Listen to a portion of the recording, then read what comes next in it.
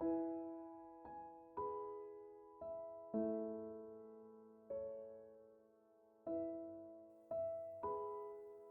y'all, welcome back, and thanks for being here.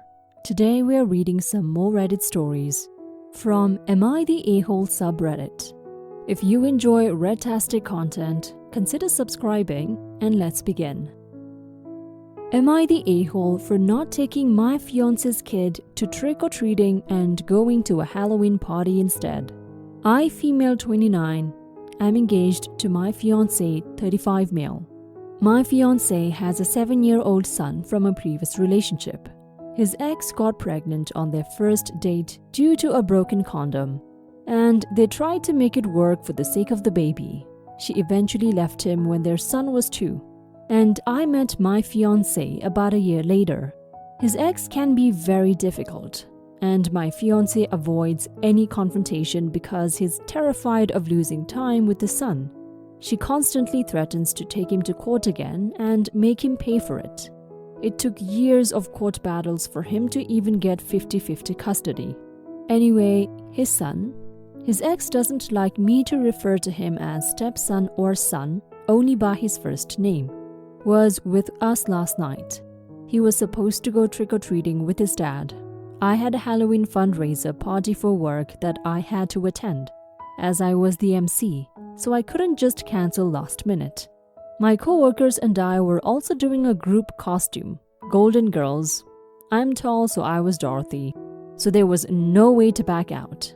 My fiancé texted me saying he had to stay longer at work because his boss required it. I told him I couldn't take his son trick-or-treating and asked what I should do. He never replied.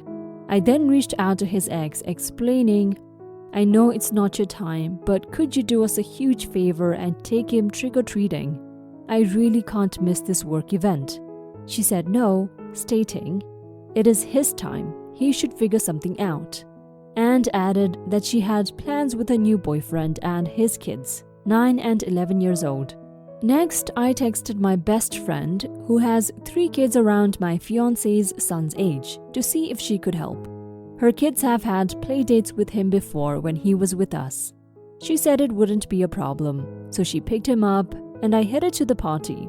My fiancé later picked him up from her house and his son told him he had a great time trick-or-treating with the other kids. My friend posted a photo of the kids trick-or-treating and tagged me and my fiancé. My fiancé commented, thanking her and her husband for saving the day. Meanwhile, my co-workers tagged me in posts from the company event.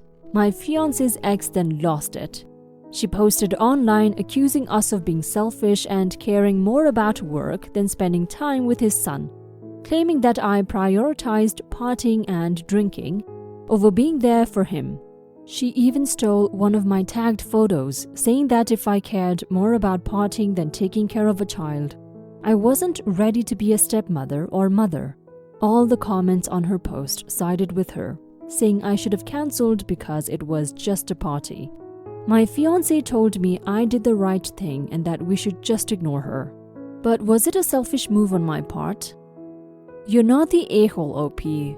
You had a commitment you needed to attend to, and that's completely normal.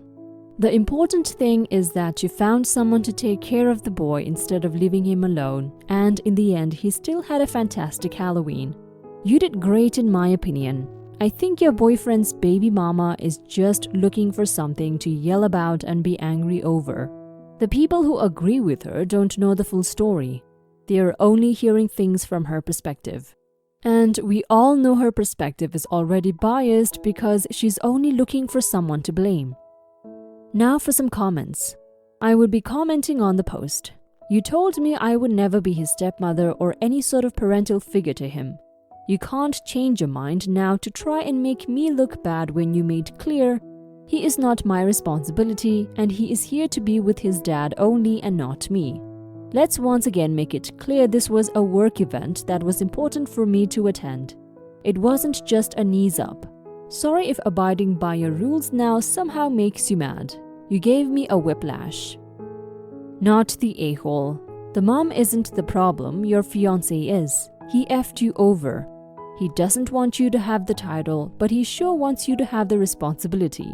He doesn't want to advocate for himself at work to be there for his kid, but he pressured you to take off time from work for his kid. When both of you had to work, it wasn't him acting like a father and finding a solution. He left all that labor to you. He's a shit partner and a shit father. You are seeing a preview of your life with him, with you suffering from the short end of the stick. OP, please be the bigger person here. Don't take the fight to social media. I know you want to. Hell, I would want to too. I know it would feel good and righteous to defend yourself because you're in the right, but don't do it. Let her scream and yell, but don't let her rattle you. You did the best by that kid. He really enjoyed himself and you did what any good parent would do. If you take it to social media, you're sinking to her level. I went through a divorce for almost 12 years. It was hell. But I learned some stuff. Mainly, if you make decisions that adult kid will be proud of, you win. Because that kid is going to grow up one day. SM never goes away, and you're both going to have to answer to him. You will win the kid's respect in the future. And nothing on social media is better than that. Story 2. Am I the a-hole for telling my grandchildren's father I don't owe his other children anything? I lost my youngest daughter, Joy, a decade ago. She left behind her husband and 2 children who are now 15 and 16 years old. My daughter was very close to her dad and me, and when she was at her sickest, she begged us to stay in the kids' lives and make sure they always knew she loved them, and that we were her family just as much. She mentioned how worried she was that her husband would encourage them to forget her and would try to replace her for them with a new woman. She asked that we leave anything we might have left her to her children. We assured her we would never let the relationship end and that we would make sure they had a good life and would remember her always. 8 months after she died, her husband moved his now wife into their home. She had a baby with someone else and was also expecting a baby with someone. At that point, he did attempt to make it a package deal where we could not see our grandchildren without treating his now stepchildren as our grandchildren, and that we were to treat all future children of his the same. Otherwise, we would need to be cut out to give our grandchildren the chance to form the new family bonds without interference from us, that they deserved the chance to have another mother and only see the new children as true siblings. Their lawyer told them we would have a case to get grandparents' visitation. We also sought advice on if we were denied access, if we could obtain that. We were told given our close relationship with the children, it would be easy to get access through the courts. This led to us getting minimal access, but it was all that was needed because our grandchildren were glad to see us, and their aunts, uncles, and cousins. In the last few years, my former son-in-law has found himself estranged from his own family, and his wife's family are also no longer in the picture. And he has 6 children, not counting my grandchildren, in his home with no family or support outside of him and his wife. Now that my grandchildren are teenagers, they seek to spend more time with us, and their lives have benefited from it. We admittedly spoil them more than some would like because of the circumstances, but they are wonderful children. Their father confronted me recently about his other children and how they have no extended family and are suffering seeing their siblings being spoiled. He also said we had already come between our grandchildren and their siblings because they are not close and have never asked for their siblings to be part of the extended family they have. He told me I owe it to his children to step in and give them love and some of the same spoiling. I told him I did not owe his children anything, and I would never forgive him for what he attempted to do before. He told me I was cold-hearted and callous. Part of me wonders if he is right because the children are innocent. And even though I have never considered them family, they are still young and had nothing to do with my former son-in-law's actions. Am I the a-hole? You're not the a-hole, OP. You don't owe your son-in-law, who moved his girlfriend in 8 months after your daughter died, anything. He's also the same person who tried to prevent you from seeing your grandchildren or having a relationship with them. despite that being what your daughter wanted. It is really sad that your son-in-law's other children aren't lucky enough to have grandparents like you, but that isn't your fault. That is just how life works sometimes. Your grandchildren have you, and I'm glad you're taking care of them the way they deserve. Your son-in-law is the a-hole. Now for some comments. Not the a-hole. You said he and the new wife are estranged from all their family. Maybe they should focus on the reason behind that instead of trying to guilt-trip you into taking care of their kids. Also talk to your grandkids about their home life. Make sure nothing is happening in retaliation. Also, now that they're older, possibly look into custody or even emancipation if they need to get away from their home environment. Not the a-hole. This might have turned out differently if your son-in-law didn't try to blackmail you into having a relationship with his girlfriend's children when you wanted visitation rights. Inviting a woman, in due course you might have invited her children and subsequent half-siblings that she had with your son-in-law to family get-togethers because that's the nature of family, be it by birth or by bonus. How sad that your son-in-law was so short-sighted. Not the a-hole.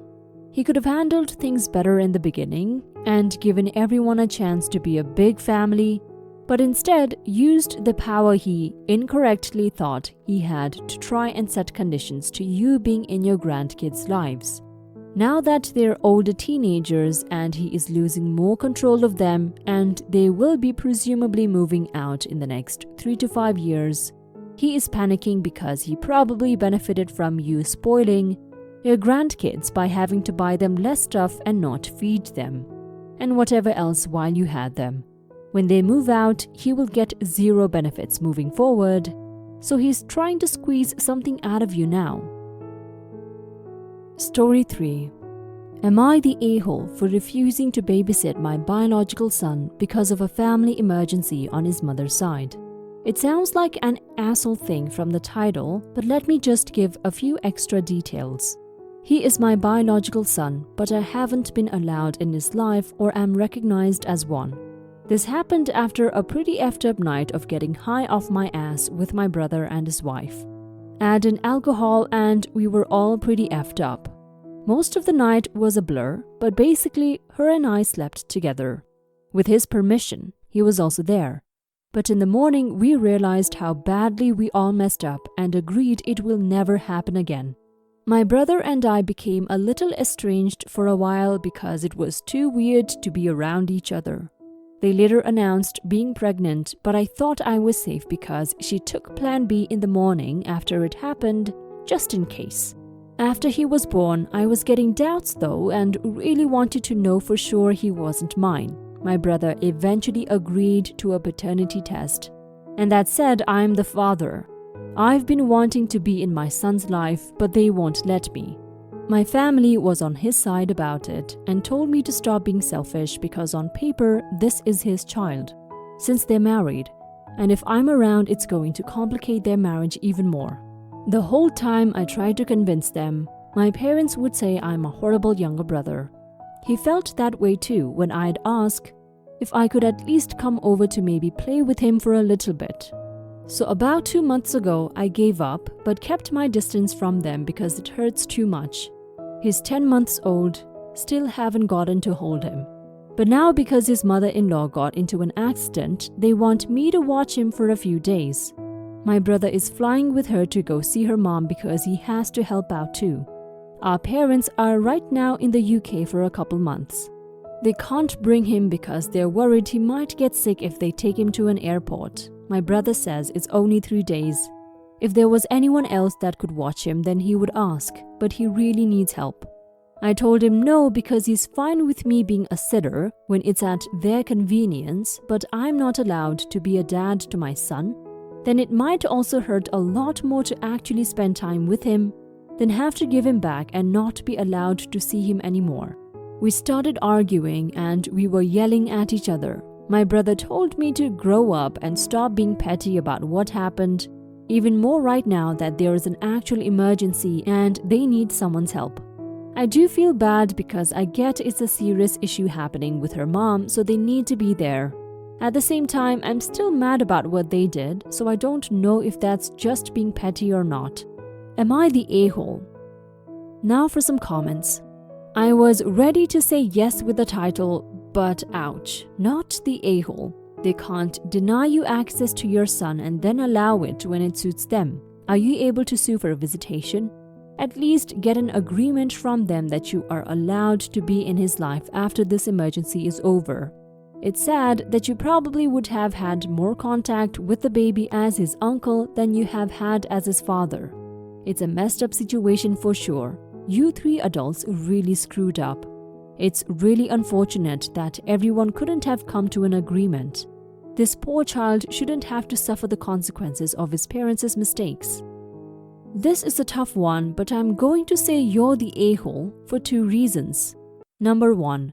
Nagging them about wanting a relationship with your son. I get that he may be biologically yours, but in every way that counts, he's your brother's son.